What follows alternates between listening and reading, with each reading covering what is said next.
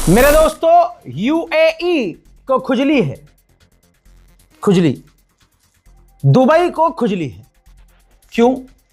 शुरू से वो बार बार कह रहा है कि ईरान पर हमला करो, लेकिन जो यूएई का बाप है वो कह रहा है भाई हम नहीं करेंगे। मतलब वो कह रहा है कि स्ट्रेट ऑफ हॉर्मूज पर जाकर ईरान पर हमला हम नहीं करेंगे, अमेरिका कह रहा है। और यूएई उकसा रहा है, सऊदी अरब उकसा रहा है, मोहम्मद बिन सलमान उकसा रहा है। यूएई के बारे में ये 8वीं और 9वीं बार रिपोर्ट आ रही है। यूएई ने अमेरिका से कहा है कि अगर आप कोई भी ऑपरेशन ईरान के खिलाफ स्ट्रेट ऑफ हॉर्मूज में करते हैं तो उस एक्शन में हम आपका साथ देंगे। तो आप समझ सकते हैं, अमेरिका कह रहा है हम ऑपरेशन नहीं करेंगे, स्ट्रेट ऑफ हॉर्मूज की जिसे जरूरत है वो जाए और खुद खुलवा ले। स्ट्रेट ऑफ हॉर्मूज से हमारा कोई लेना देना नहीं है, क्योंकि वो हमारे लिए है ही नहीं, हमारे काम की चीज है ही नहीं। लेकिन यूएई कह रहा है नहीं भाई साहब, अगर आपने स्ट्रेट ऑफ हॉर्मूज खुलवाने के लिए ईरान के खिलाफ कोई कदम उठाया तो हम आपका साथ देंगे। यह है ईरान के खिलाफ यूएई की हरकतें। और जब यूएई को ईरान पीटता है तो यूएई कहता है कि देखो जी हमें मार रहा है, पीटने वाले काम है तुम्हारे। इस जंग में एक बात क्लियर हो गई है कि ईरान कभी झूठ नहीं बोलता और अमेरिका कभी सच नहीं बोलता। मेरी इस बात को, इस डायलॉग को याद रखिएगा, भविष्य में आपके काम आएगा। ईरान के आईआरजीसी के ऑफिशियल ने कहा है कि हमने अमेरिका के, हमारे एयर डिफेंस सिस्टम ने अमेरिका के जहाज़ों को नीचे उतारा था, जो जहाज़ अभी मारे गए हैं ईरान के अंदर। आईआरजीसी ने कहा कि हमारे डिफेंस सिस्टम ने उन जहाज़ों को लॉक करके नीचे उतारा था।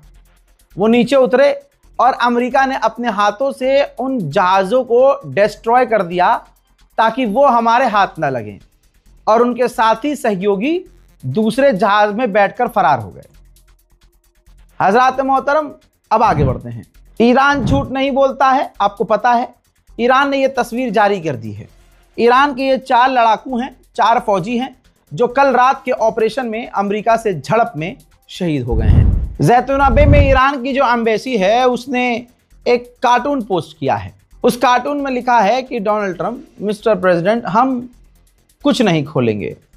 यानी जो डोनाल्ड ट्रंप बौखलाया हुआ है कि स्ट्रेट ऑफ हॉर्मूज खोल दो, और पूरा प्रेशर ईरान पर बनाया हुआ है। ईरान की एक एम्बेसी दुनिया भर की कह रही है कि मुन्ना तुम कुछ भी कर लो, हम कुछ नहीं खोलेंगे।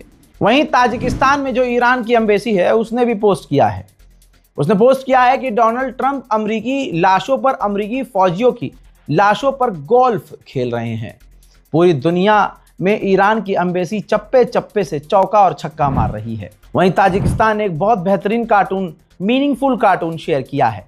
आपकी स्क्रीन पर देखिए, ताजिकिस्तान ने कार्टून शेयर किया है जिसमें दिखाई दे रहा है कि ईरान डोनाल्ड ट्रंप के गले में फंस चुका है, और दुनिया का कोई ऐसा देश नहीं है जो इस बात से इनकार करे। हर इंसान का, हर एक्सपर्ट का मानना यह है कि ईरान अमेरिका के गले में फंस गया है। हजरात, अब मैं यूएई का एक आपको मैप दिखा रहा हूं, ध्यान से देखिए। ये देखिए सैटेलाइट इमेज है। यूएई का एक ऑयल रिफाइनरी है, उसके बेहद करीब आपको आग नजर आ रही होगी। मतलब साफ है कि ईरान अभी भी निशाना बना रहा है। यूएई, सऊदी अरब, बहरीन, कुवैत, इन तमाम जगहों पर ईरान के हमले जारी हैं। उधर रशिया अमेरिका पर भड़क गया है। रूस के विदेश मंत्री सर्गेई लावरोव ने कहा है कि अमेरिका धमकी देना बंद करे, इससे मामलात बिगड़ रहे हैं, बातचीत नहीं हो सकती। धमकी बंद करके अमेरिका बातचीत की टेबल पर आए। उधर तेहरान का एक बहुत बड़ा नेशनल स्टेडियम था, जिसकी तस्वीर आपको दिखा रहा हूं। अल्लाह अकबर। तेहरान के इस आज़ादी स्टेडियम को, इस इंफ्रास्ट्रक्चर को, नेशनल इंफ्रास्ट्रक्चर को, पब्लिक इंफ्रास्ट्रक्चर को अमेरिका और इजराइल ने तबाह बर्बाद कर दिया है। मेरे दोस्तों, नेपाल पर भी इस जंग का असर कुछ यूं पड़ा है कि नेपाल ने भी अब, मतलब काम करने वालों, जो नौकरी करने वाले लोग हैं, उनके मज़े आ गए हैं। क्योंकि अब हफ्ते में सिर्फ 4 दिन काम होगा, 2 दिन की छुट्टी होगी, और वर्किंग आवर्स भी कम कर दिए हैं। जैसे जिनकी ऑफिस से 6 बजे छुट्टी होती थी, अब उनकी 4 बजे छुट्टी हो जाएगी। अब आप कहेंगे भाई मज़े आ गए, बल्ले बल्ले। नहीं, जंग से कभी मुन्ना किसी का फ़ायदा नहीं होता है। अगर प्राइवेट कंपनियां सरकार के दबाव में आकर आपके दिन और टाइम कम कर रही हैं तो यकीनन आपकी सैलरी भी रोकी जाएगी, काटी जाएगी। तो ये अच्छी खबर नहीं है। और ये सब नेपाल में इसलिए किया गया है क्योंकि नेपाल को भी ईंधन तेल की कमी हो रही है। उधर भारत के विदेश मंत्रालय भी लगातार एक्टिव हैं। भारत की भी लगातार कोशिश है कि बातचीत के जरिए मामला हल हो जाए। यहाँ तक कि भारत के विदेश मंत्रालय के द्वारा और ख़ुद हमारे विदेश मंत्री के द्वारा अरब देशों से सबसे पहले ईरान से बात की गई, फिर ईरान से बात करने के बाद और ईरान ने खुद भारत के विदेश मंत्री माननीय जयशंकर को फ़ोन किया था। इसके बाद माननीय जयशंकर ने अरब देशों के टॉप लीडरों से फ़ोन पर बात की और ये नहीं पता है कि बात क्या हुई है, लेकिन हाँ, भारत इन बातचीत में लगातार इन्वॉल्व है। उधर हमारे लिए प्यारे खामनाई के रिप्रेजेंटेटिव जो भारत के अंदर हैं, उन्होंने एक जगह बयान दिया है भारत के अंदर ही कि मीडिएशन में पाकिस्तान का कोई रोल नहीं है। यानी उन्होंने साफ कह दिया है, उनका मतलब सीधा सीधा है कि पाकिस्तान की कोई औकात नहीं है, पाकिस्तान हमारे इस मीडिएशन में नहीं है। देखिए, पाकिस्तान के बारे में अभी ईरान ने सफाई दी थी कि भाई मीडिएशन करवाने की कोशिश कर रहा है, ये है वो है, क्योंकि भाई ईरान नहीं चाहता है कि इस जंग में नए नए जो उसके दोस्त हैं, जो उससे और जो देश हैं उससे अलग हों या नाराज़ हों। ये ईरान के लिए अच्छा नहीं होगा। तो कुछ अच्छा सा बयान दे दिया जिससे पाकिस्तान नाराज़ ना हो।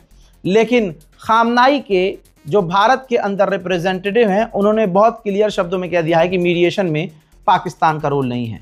मैं एक लाइन आगे बोलना चाहता हूँ, मीडिएशन में किसी का कोई रोल नहीं होगा, ये यकीन जानिए।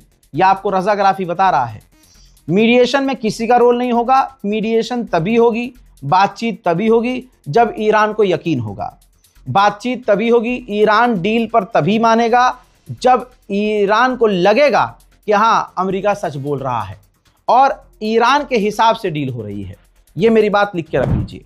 इजराइल अपने नुकसानात को छुपा रहा है, लेकिन जो डेटा हमारे पास मौजूद है, इजराइल के अंदर 7,000 यहूदी ईरान के हमलों में घायल हैं और ये प्रोवाइडेड डेटा है जो इजराइल की गवर्नमेंट ने बताया है। सच्चाई क्या है वो किसी को नहीं पता। हो सकता है 10,000 घायल हो सकता है 15,000 घायल हो। रिपोर्ट कह रही है कि अमेरिका के, मैंने आपको कल बता दिया था कि उसकी एक स्पेशल मिसाइल जो लगभग 2,500 थी जंग की शुरुआत, अब उसके पास सिर्फ 400 हैं। ऐसे ही आज फिर से एक रिपोर्ट आई है जिस रिपोर्ट में बताया जा रहा है कि अमेरिका के टॉप के और जो बड़े भारी भरकम मेन हथियार थे उसमें कमी पैदा हो गई है। मेरे दोस्तों, ईरान ने कहा है कि यूएई के अंदर अमेरिका के फौजी छुपे हुए थे।